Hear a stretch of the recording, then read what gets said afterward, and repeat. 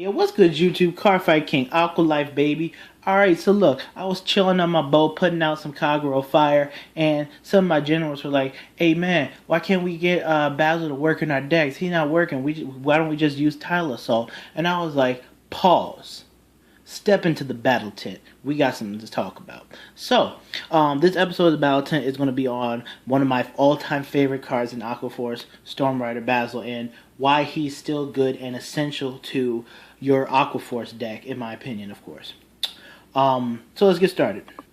Now, as you know, a lot of people complain about him being like, oh, he doesn't hit 11k Vanguards because when he swings on the first battle, he only hits 10k and lower and then switches with the unit behind him. And, you know, that's cool and all, but we got some cards to alleviate that. Let me get into that a little bit later. Right now, we're going to talk about how good he is rushing. Early game, he is probably the best rush, one of the best rush cards in the game of Vanguard, because you know, if you go first or if you go second or whatever, your opponent's going to have a 7k to 10k grade 1 and 2, and so that means that for at least one turn or two, this guy, he's going to hit confirm, meaning your opponent's going to take a damage or drop a shield. Then you move the unit behind him, and then you get another hit confirm, depending on what it is, of course. But again, he opens up the early game rush, and if your opponent doesn't hit triggers, you can easily push them to 3 damage before they ride their grade 2, or just before they ride their grade 3. And being in a corner like that can be really disadvantageous. There we go. And puts you in a really good spot. So again, just seeing him early game is really good. Just if working him into your rush is good. A lot of opponents find him as an annoying card because they don't want to drop, like let's say they have a pretty good hand, they got some grade 2s, grade 1s and whatnot they're ready to call out and rush you with, but you get that rush first, and they're not trying to take 3 damage, but at the same time they're not trying to give up any rear guards in order to block this guy, so they're going to take damage. And if they hit a trigger, it's going to happen. It happens all the time. That's the one flaw. Small but annoying attacks can be ended by hitting a defensive trigger. But think about it. You're not committing a rear guard here, some boosters here early game, and then your opponent counter rushes you. No, you're only rushing with your Vanguard column and this column. So pretty much you're rushing with essentially just 3 cards. Schneeder, schnotter, snooker, snotter. Alright. So you're essentially just rushing with 3 cards as opposed to a full field. So not only does that save you some time, some guard in your hand and whatnot, but also allows you to commit a smaller field that can still potentially deal the damage of a pretty full front row, barring no crit triggers and whatnot. So again, when it comes to rushing, he's really good in the fact that he helps keep your field small while potentially being able to deal the same amount of damage as if you had a full front row.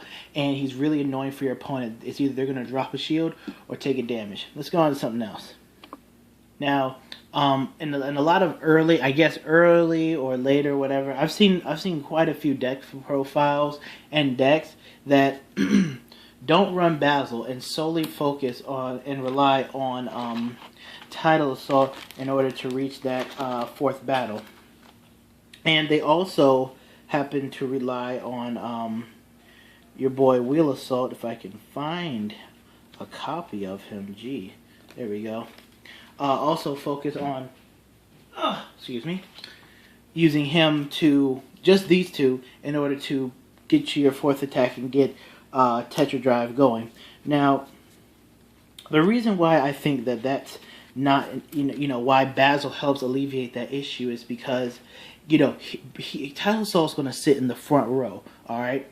And what happens to units that help you achieve your main strategy when they're sitting in the front row? I'll give you a few seconds. Okay, that means that they're going to get targeted. That means that they're going to get blown up by Kageros and Arakamis. They're going to get targeted heavily by attacks, 19k columns that your opponent put a trigger on, swing 21 at. Again, he is a damage soaker, but again, you know, calling him an early game is still good because you run 4 and you're able to swing 9, restand, swing with a boost, and hit the Vanguard again. But he's a damage sponge, and when he's gone, and if you just rely on these two, you're not going to get off Tetra Drive as often as you think, because Tetra Drive, he does have to counterblast 2 cards. He does have to counterblast 2. And let's say you're focusing on just using Wheel Assault to get that off. Well, you have to boost with Wheel Assault, counterblast 1, and swap 2 things.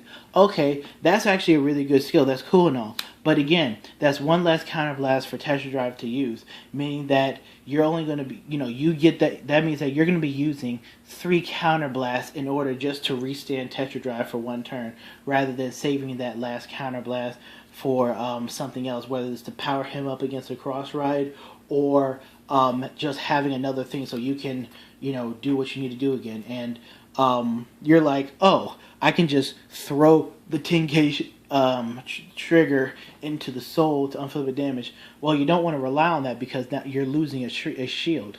You're losing a shield to unflip damage to get something off. I mean, if you're pushing for game, be my guest. But if you're just doing that because you're hindering yourself by forcibly abusing his skill too much, then that's not playing smart Vanguard. That's putting yourself in a position to overcommit, have an overcommitment strategy in order to get off what you want to do.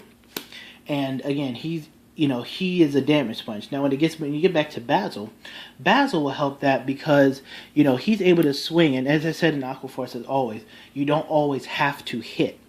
And so you can swipe and then do that, and then swing another column, or swing Tetra Drive, and then Tetra Drive will swing, and then you give the trigger effects to the one that was previously behind Basil, or to the other fully boosted column. So being able to have that Storm Rider column is really good, and allows you more flexibility when it comes to where you want to put your triggers and how you're going to attack your opponent with Tetra Drive. So again, that's just another thing. Don't just rely on these two. And some people don't even run Diamantes. I love Diamantes, but don't just rely on these two to unlock your Tetra Drive skill, please. Because not only will they get targeted, like Dauntless Reverse target and damage sponge target, but he has a self-protection method. The Storm Rider series has a self-protection method for a reason, so that they're able to move to the back row so that they don't get hit, so that each turn you're able to unlock your ability. That's what they're made for. Just being able to unlock your ability is key. Alright, on to the last thing. Alright guys, I don't know if this is the last thing or not, but it's whatever. Take a listen. Anyways, alright, so I just have a little sample field set up. This is actually one of my more ideal fields that I enjoy having. You have your Storm Rider column here with the card that can hit confirm on the Vanguard. You have your Vanguard column. You have a Vanguard column here. I'll put some there soon. And then you have like Tidal Assault and Wheel Assault. Now, I mean, this can be anything. This can be a Transcore or whatever. But for an ideal field setup, this is how I want it, and I'm gonna, show you an example of where how you can do certain things. So now Basil, if that's an 11k Vanguard, he's not going to hit, of course. But again, you can just swipe, and then you have 1, 2, and 3. Put 3 attacks that are going to definitely hit.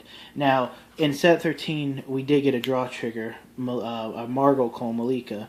Now, why is she so crucial to the deck? She is probably one of the biggest MVPs of Aquaforce, and I would run her in any Aquaforce build, purely because you just push her into the soul and give +3 to a unit. Again, pushing her into the soul, give +3 to Basil. Now, Basil, instead of swinging for 10, he's going to be swinging for 13k. That means that you're going to hit confirm, that this 2k guy is going to hit confirm on a cross ride by himself.